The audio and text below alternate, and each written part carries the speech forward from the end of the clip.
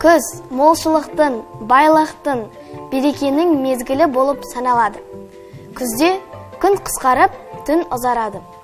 Молшылықтың мезгілі болып саналатын себебі диқаншы егіншілердің ала жаздағы еңбектерінің бау-бақша жиналып, егіннің жеміс-жидектердің пісуі. Армысыздар менің кішкентай достарым. Жоғарыда айтқанымдай, бүгінгі бағдарламамызда алтын күзге арнамақпыз. Бүгін бізде қонақта номер 3 гимназияның 3 сынып оқушылары. Қош келдіңіздер. Алдымен өздеріңізбен таныс болайық. Мен Туликенова Раяна, номер 3 гимназияның 3 Ә сыныбында оқимын. Мен бос уақытымда сурет салуды жақсы көремін, және кітапты оқуды жақсы көремін. Мен Өмірзақ Нұрасулмын, 3 гимназияның 3 Ә сынып оқушысымын. Бос уақытымда есептер шығаруды ұнатамын. Мен Мерке Сайсезіммін, 3 гимназияның 3 Ә сынып оқушысымын.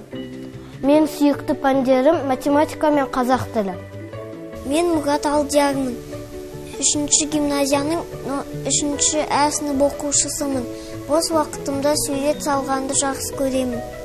Мен Леужанова Айлин, номер 3 гимназияның 3 Ә сыныбында оқимын. Менің сүйікті пәні қазақ тілінде. Мен Елемесова Мөлдір, 3 гимназияның 3 Ә сынып оқушысымын. Мен бос уақытымда сурет салғанды ұнатамын. Мен Қасымова Шахкерім, 3 гимназияның 3 Ә сыныбында оқимын. Мен өлеңді айтқанын өте ұнатады. Мен Рыскен Алимсамын, 3 гимназияның 3 Ә сыныбында оқимын. Менің сүйіктім пәндері қазақ тілі мен математика, әдебиеттік оқу. Мен Айткулова Зере, бос уақытымда балалармен мұғаліммен кітап оқығанды жақсы көреміз. Менің сүйікті пәнім математика мен қазақ тілі. Мен Сарманов Асаналимын, номер 3 гимназияның 3 Ә сынып оқушысымын. Менің сүйікті пәнім қазақ тілі мен математика. Мен Өмірсерік Аяла, мен 3 гимназияның 3 Ә сыныбында оқимын. Мен өз бос уақытымда қазақша кітаптарды оқығанды жақсы көремін. Қуаныштымын достарым. Олай болса, алғашқы сұрағым. Күз дегенде ең алғашқы ойларыңа не келеді? Күз дегенде таңертең суық болады. Құстар жылы жаққа ұшып кетті. Жеміс-жидектер пісе бастады. Құрт құмырсқалар көптен көрінбейді. Жаңбыр жауады көп.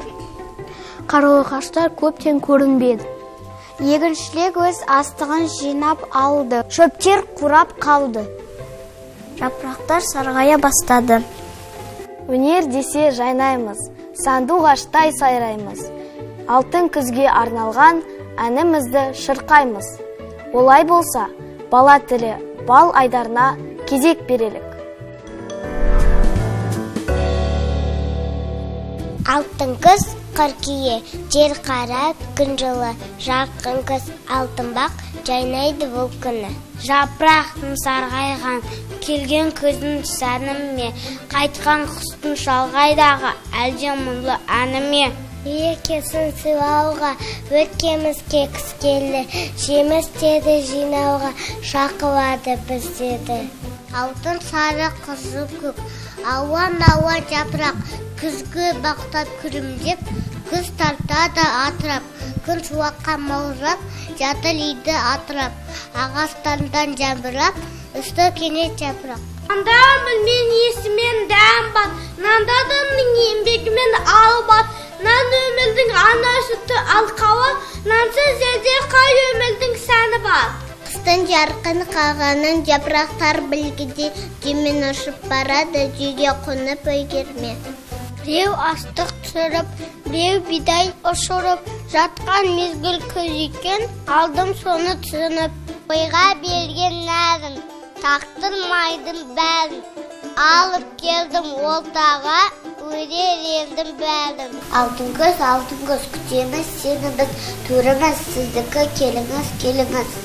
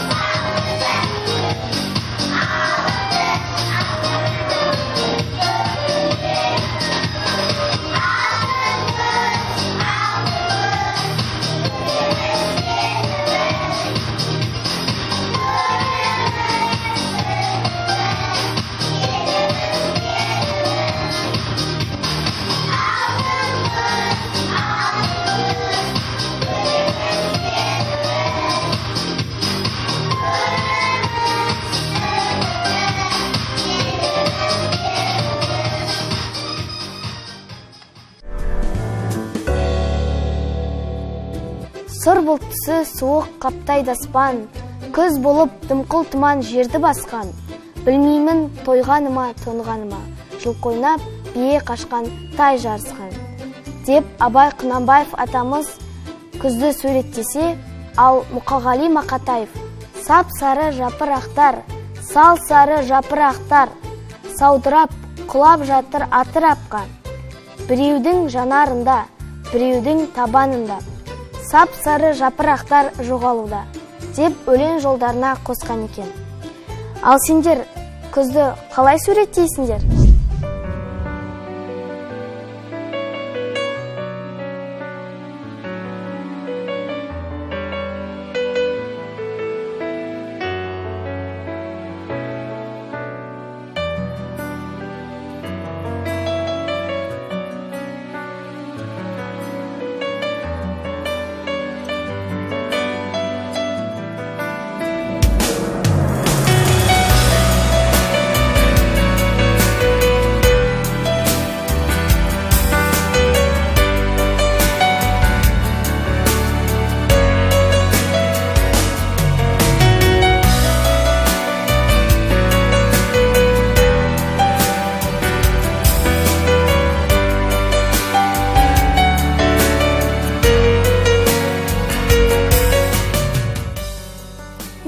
Халайық, дархан далам армысың, табиғатым жаны жайсаң тау мүсін.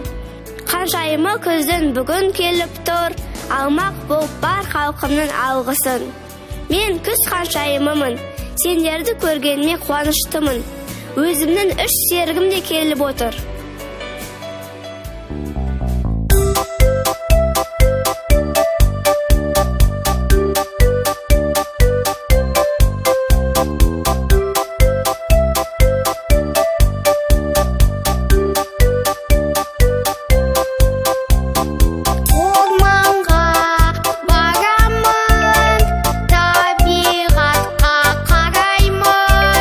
Бәр әлем әдемі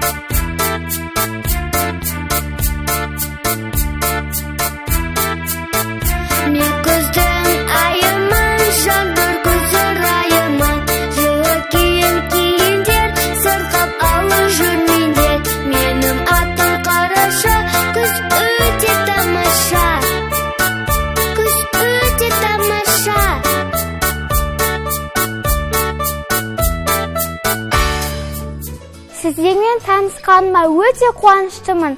Әнді жақсы айттыңыздар, әрі жомартсыздар. Кел Зере, ортамызға қосыл. Сен өте ақылды қыз екенсің. Алмаға толы себет сенікі ме? Иә.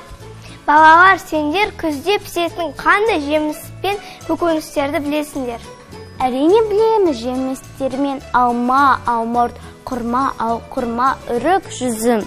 Әрине, көкөністер тәтті. Бұрыш, кәді, қырыққабат, асқабақ, қияр, қызанақ. Балалар, ондай болса, жұмбақ жасырып ойнасақ қалай болады? Мен бір жұмбақ жасырам деп едім. Жыл сайын келеді, атын береке береді. Көкөністер, жемістер, тәп-тәтті жидектер. Бұл қай мезгілде болады? Шешімін тауып беріңдер. Күзде! Табиғат енді өзгерді, ауан түске безенді. Сабағымнан үзіліп, қалықтар жерге түседі. Тамаша балалар, сендер маған дайындаған өлеңдерің мен тақпақтарыңды айтыңдар. Көз ұсынып екісі мен темесін әкеледі халыққа бар молшылық. Сары жапырақ алтындай болып төгілсін, елімізде болсын әркез көпшілік. Сап сары бояуды қолына ап, бейненді салуда он аяқ. Дәулеттің бақыттың белгісі алтынмен апталған атырап. Жомарт күздің біздерге берегін алып шашпайық. Алтын күн тойын сіздерге жақсы әнменен сыйлайық. Тамаша балалар, сендермен жүріп көңілім көтерілді. Мен әрі қарай жүрейін. Сау болыңдар. Сау болыңыз! Тамаша достар, ал енді ән айтылып қойылым тамашаладық. Мен сендердің жылдамдықтарыңды, ой ұшқырлықтарыңды тексеріп көрмекпін. Күзге байланысты жұмбақтар дайындап қойдым. Жауап беруге дайынсыңдар ма? Дайынбыз! Ал бастайық. Алғашқы жұмбақ. Бұл не деген көп киім? 70 қабат көп киім. Жаңбыр одан өтеді, түймелеуге жетпейді. 40 қабат. Бәрекелді, дұрыс болды жауап. Бақшаның алып жемісі, қайнамай піспес келісі. Қоңыр күзде сары майда еліші. Сәбіз. Жоқ, жауабы дұрыс емес. Асқабақ. Жауабы дұрыс. Дала тегіс сарғайды, шаруа қысқа қамдалды. Күн қысқара бастады, тауда тұңғыш қар жауды. Жауабы дұрыс. Іші жұмсақ, сырты қатты. Еті қызыл, сүті тәтті. Қарбыз. Керемет достар. Үстіне тігіп көк шатыр, астында қызыл дәу жатыр. Сәбіз. Жоқ, қателестіңдер. Қызылша. Өте дұрыс. Бұтағында азығы, ортасында қазығы. Алма. Доп домалақ сары, ішінде бар дәні. Қызығасын көріп, оның аты өрік. Дұрыс. Тамаша достар. Бірден жауап беріп жатсыңдар. Күз адам баласына молшылық, береке әкелетін мезгіл.